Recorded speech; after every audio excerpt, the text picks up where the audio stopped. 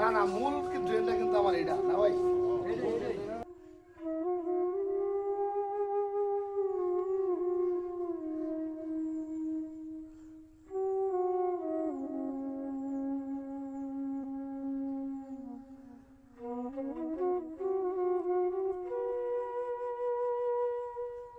সামান্য বৃষ্টিতে হাসপাতাল মাঠে যে পানিটা জমে থাকতো তার একমাত্র কারণ হচ্ছে এই ড্রেনটা পরিষ্কার না হওয়া।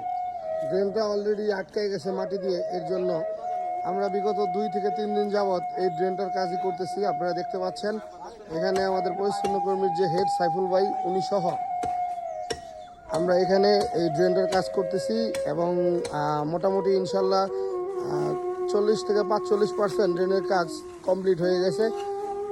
এদিকে আপনারা খেয়াল করেন, এদিকে মোটামুটি ড্রেনের যে মাথাগুলো এগুলো সব বেরিয়ে গেছে, এখানে পাইপ ভেঙে গেছে, এর জন্য পানিটা আটকে গেছে, এর জন্য পানিটা পাস হয় না।